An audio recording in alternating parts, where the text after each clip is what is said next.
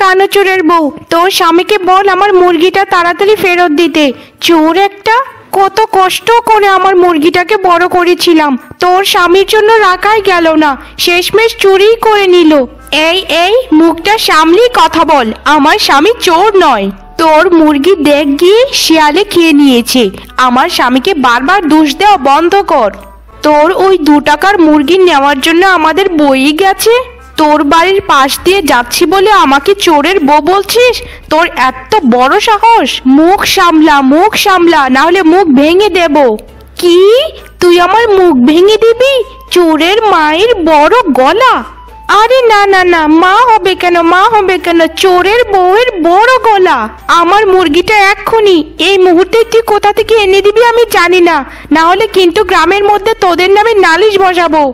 এক তো স্বামী মুরগি চোর, তাও আবার মুখে বড় বড় কথা।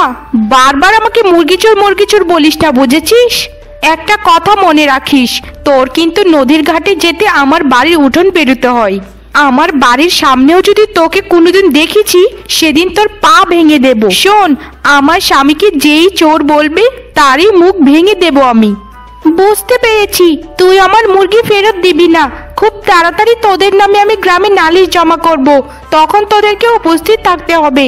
তোর স্বামী শুধু আমার মুরগি নয়, হাশেম কাকার ছাগলটাও চুরি করেছিল সেদিন। হাশেম চাচার ছোট ছেলে নিজ চোখে দেখেছে তোর স্বামীকে, বুঝেছিস? তোরা কাকে না কাকে চোখে দেখেছিস সেটা আমার স্বামী বলে চালিয়ে দিচ্ছিস। তোদের কাছে কি প্রমাণ আছে যে আমার স্বামী চোর? আগে প্রমাণ বের কর, তারপর কথা বলতে আসিস। প্রমাণ ছাড়া জমিদার মশাই তোদের নালিশ শুনবে না, বুঝেছিস? শোন কানুচুরের বউ, একটা কথা মনে রাখিস, যেদিন তোর স্বামীকে গ্রামের লোকজন হাতে নাতে ধরবে, সেদিন তোর স্বামীর হাত পা ভেঙে দেওয়া হবে। এই কথাটা তোর ওই ঘিলু ছাড়া মাথায় ঢুকিয়ে রাখিস সব সময়। কই গো, এখনো উঠছো না কেন? চুরি করার কি সময় হয়নি? এই ওঠো ওঠো বলছি। তুমি না সকালে বলে দিয়েছিলে রাত 2টোর সময় তোমাকে ডেকে দিতে? কই উঠছো না কিসের জন্য? দেব নাকি জল ঢেলে? গরুর মতো নাক ডেকে যাচ্ছ, মনে হচ্ছে তো 2 বছর ধরে ঘুমাওনি। কই উঠবি নাকি?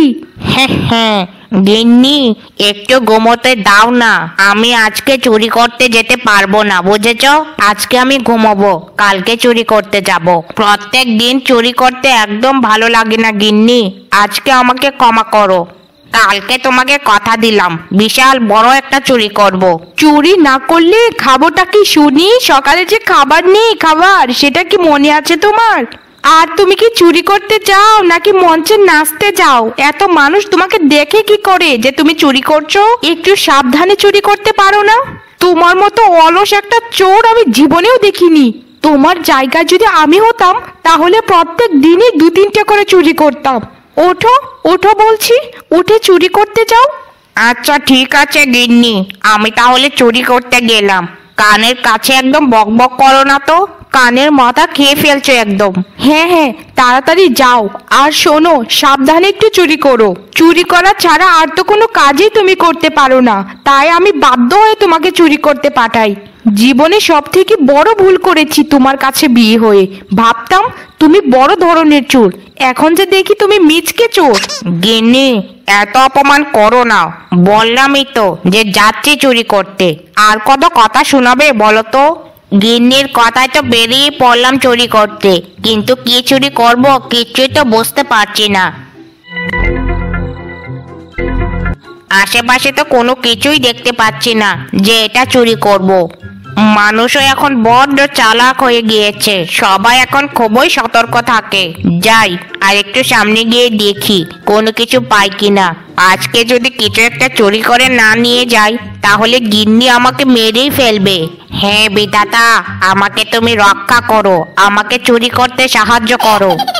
হ্যাঁ বাবা রে বাবা, একেই বলে কপাল। কপাল কি সুন্দর নাদুস নুদুস গায়। এটা যদি আমি চোরাই পথে বিক্রি করি তাহলে অনেকগুলো টাকা পাবো। হ্যাঁ হ্যাঁ, যাই, গাইটাকে খপ করে ধরে নিয়ে গিন্নিকে টপ করে দেখিয়ে আছি। গিন্নি দেখলে বেজায় খুশি হবে। এই কথা বলে কানু চোর সেই গাইটি নিয়ে তার বাড়ির উদ্দেশ্যে রওনা হয়ে যায় তার গিন্নিকে দেখানোর জন্য। কানু চোরের মনে ছিল এক রাশ খুশি। গিন্নি, ও গিন্নি, তাড়াতাড়ি বেরিয়ে এসো, দেখো আমি কি এনেছি। গিন্নি, ও গিন্নি, ঘুমিয়ে গেলে নাকি? আরে বাস, এটা তুমি কি করেছো? বাহ বাহ, খুব ভালো কাজ করেছো। এই নাদুস নুদুস গাভীটা বিক্রি করলে আমাদের অনেকগুলো টাকা হাতে আসবে। আসলে তুমি একটা খাঁটি চোর, না হলে এত বড় একটা গাভী কি করে নিয়ে আসলে তুমি? এই গাই বেচার টাকা দিয়ে আমাদের খাবার খরচ সহ আমার কিছু গয়নাও হয়ে যাবে। হায় হায় হায়, আমার কি সর্বনাশ হয়ে গেল গো। আমার এত কষ্টের গড়া গাভী চড়ে নিয়ে গেল গো, চুরে নিয়ে গেল। ও গো, কে কোথায় আছো গো? আমার গাভীটা চড়ে নিয়ে গেল গো। আমার এত বড় ক্ষতি কেন করলো? আমি গরিব মানুষ, আমার কে এত বড় সর্বনাশটা করলো গো? কে করলো? আমার কি মনে হয় জানেন তো কসম চাচা, এটা কানু চোরেরই কাজ। কানু চোর ছাড়া এটা কে নিবে বলুন তো? সেদিন আমাদের ছাগলটাও হারিয়ে গেল মাঠ থেকে। একটা ছোট্ট বাচ্চা বলেছে এটা নাকি কানু নিয়েছে। গ্রামে তো এমনি চুরি হচ্ছে, তোমার গাভীটাকে এখানে রাখতে গেলে কেন? বাবারে, তোমরা তো জানোই আমি গরিব মানুষ। আমি তো সবসময় গাভীটাকে ঘরের বারান্দায় বেঁধে ঘুমাই, কিন্তু গতকালকে শরীরটা ভালো লাগছিল না, তাই ঘরে গিয়ে ঘুমিয়ে পড়েছিলাম। কে জানতো আমার এত বড় সর্বনাশ হয়ে যাবে। কাকা, চলুন আমরা এক কাজ করি, ওই কানুর বাড়িতে গিয়ে দেখি ওই গাভীটা আছে কিনা। ওই কানু বেটাকে জিজ্ঞেস করলে সব সত্য বেরিয়ে আসবে। ওই কনচুরের জন্য গ্রামের সবাই অতিষ্ঠ হয়ে উঠেছে। আজ এর গরু চুরি হচ্ছে তো কাল কারো ছাগল চুরি হচ্ছে। কানু, এই কানু, তাড়াতাড়ি বেরিয়ে আয়, আমার গরুটা দে বলছি। এই কানু, কানু, ঘরে আছিস? এই কানু, বেরিয়ে আয়, আমার গরু চুরি করে তুই কোনোদিনও সুখী হতে পারবি না। কানু, এই কানু। ও বাবারে বাবা, এই সকাল সকাল কি শুরু করেছেনটা কি আপনারা? আর এত কানু কানু করছেন কিসের জন্য? সে কি করেছে? আপনাদের চিল্লাচিল্লিতে মরা মানুষ জ্যান্ত হয়ে উঠবে দেখা যাচ্ছে। তোমার স্বামী গতকালকে গরু চুরি করেছে ওনার, তাড়াতাড়ি বলো গরুটা ফেরত দিতে। এই এই, মুখটা সামলিয়ে কথা বলুন আপনারা। আমার স্বামী 2-3 দিন ধরে অসুস্থ, সে বিছানা ছেড়ে উঠতে পারছে না, আবার যাবে চুরি করতে? তোমার স্বামী প্রত্যেক দিন কারো এখানে চুরি করেই যাচ্ছে। শোনো একটা কথা, তোমার স্বামীকে যদি আমরা কোনদিন হাতে নাতে ধরি, সেদিন দেখো ওই কানু ব্যাটার হাত পা ভেঙে একদম ঘরে বসিয়ে রাখবো। কে কার হাত পা ভাঙবে সেটা তো আমি দেখাবো। দাঁড়াও, ঝাড়ুটা ঘর থেকে নিয়ে আসি, তোমাদের এক এক করে ঝাড়ু পেটা করবো আমি। যদি বাঁচতে চাও তাহলে এখান থেকে তাড়াতাড়ি চলে যাও, আর আমার বাড়িতে কোনো দিনও এসে চিল্লাপাল্লা করবে না। আমার স্বামীকে যদি আর কোনোদিন চোর বলেছ, সেদিন দেখো তোমাদের কি অবস্থা আমি করি। তোমরা তোমাদের গরু কি করেছো না করেছো সেটা সবাই আমার স্বামীর উপর দোষ দিচ্ছ। আর শোনো, আমার স্বামীকে চোর অপবাদ দেওয়া বন্ধ করো। আমার স্বামীর মতো ভালো মানুষ এই পৃথিবীতেও নেই। বিদেয় হতো বাবু, আমার উঠোন থেকে তাড়াতাড়ি বিদেয় হও। হ্যাঁ হ্যাঁ, এই ধরো গিন্নি, দেখো গরু বেচে আমি কতগুলো টাকা পেয়েছি। এখন কটা মাস চুরি বন্ধ রাখি, গ্রামের লোকজন অনেক খেপে গেছে আমার উপর। 2-3 মাস অনায়াসেই চলে যাবে এই টাকা দিয়ে। এগো গিন্নি, কথা বলছো না কেন? তোমার কি ভালো লাগছে না এই টাকাগুলো দেখে? তুমি কি বলতেটা কি চাইছো শুনি? তুমি আমাকে এই টাকাগুলি ধরিয়ে দিচ্ছ যেন তুমি 2-3 মাস শুয়ে বসে কাটাতে পারো নাকি? এত সোজা না বাপু। তুমি আজ আবার চুরি করতে যাবে, বুঝেছো? কি বলছোটা কি তুমি গিন্নি? যা বলছো তুমি কি ভেবেচিন্তে বলছো? এখন গ্রামের সবাই খুবই সতর্কতা অবলম্বন করে।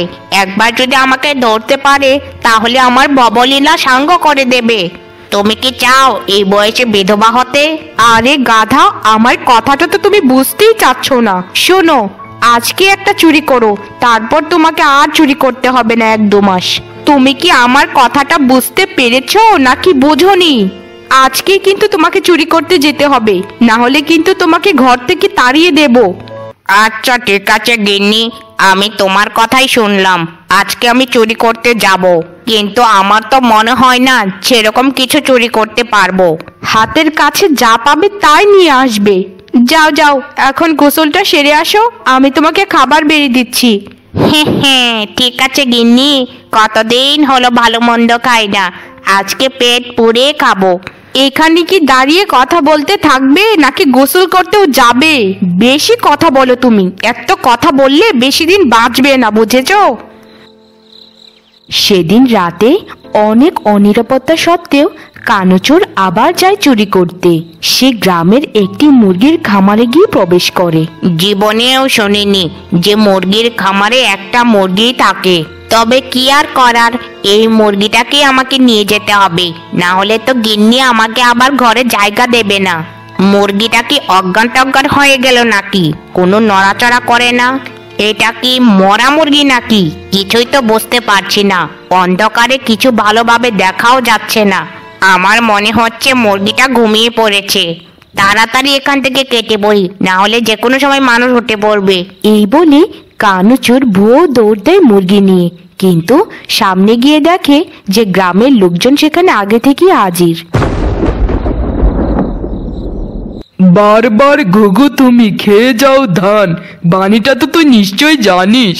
আজকে তোকে হাতে নাতে ধরেছি, আজকে তুই কোথায় পালাবি বাপু? ধর বেটাকে ধর, কানুচোরকে ধর সবাই। এগুলো সব আমাদের পরিকল্পনা ছিল, জানিস কানু? তোর হাতে যে মুরগিটা দেখতে পাচ্ছিস, ওটা আসল মুরগি নয়, ওটা খেলনা মুরগি। আজকে তোকে দেখাবো মজা। আমি কিছু করিনি, আমাকে ছেড়ে দাও তোমরা, আমাকে ছেড়ে দাও। হ্যাঁ হ্যাঁ, আমাকে ছেড়ে দাও তোমরা। হ্যাঁ। কানুকে যেন ছেড়ে দেয়, সেজন্য কানু গ্রামের লোকজনের কাছে অনেক আকুতি মিনতি করে, কিন্তু কানুকে তারা ছেড়ে দেয় না। ও বাবা গো, মেরে ফেললো গো, মরে গেলাম গো। আমি শেষ হয়ে গেলাম গো, আমি শেষ হয়ে গেলাম। আমার হাত পা ভেঙে দিল গো। গিন্নি, সব হয়েছে তোমার জন্য।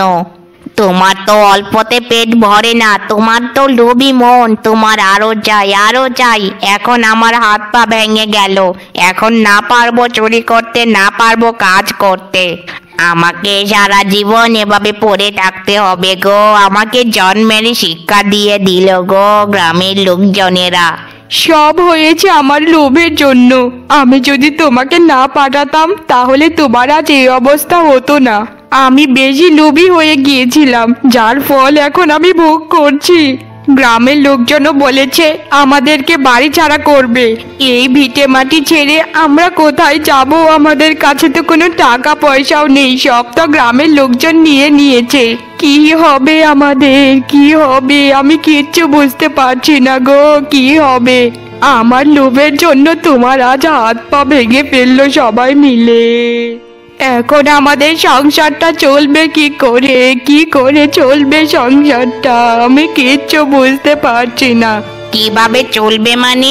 এতদিন আমি চুরি করে তোমাকে খাওয়াইনি, এখন তুমি আমাকে কাজ করে খাওয়াবে। ব্যাস, তোমার লোভের ফল তোমাকেই ভোগ করতে হবে। কানুচোর এবং কানুচোরের বউকে গ্রামবাসীরা মিলে অনেক বড় একটা শিক্ষা দিয়ে দিয়েছিল। এরপর থেকে কানুচোরের বউ মানুষের বাড়িতে বাড়িতে কাজ করে তাদের সংসারটা চালাতো। সে তার স্বামীকে কোনো দিনও পাঠায়নি চুরি করাতে, কারণ সে বুঝে গিয়েছিল চুরিতে যদি একবার ধরা পড়া যায় তাহলে সারা জীবন তাকে পঙ্গু হয়ে থাকতে হয়।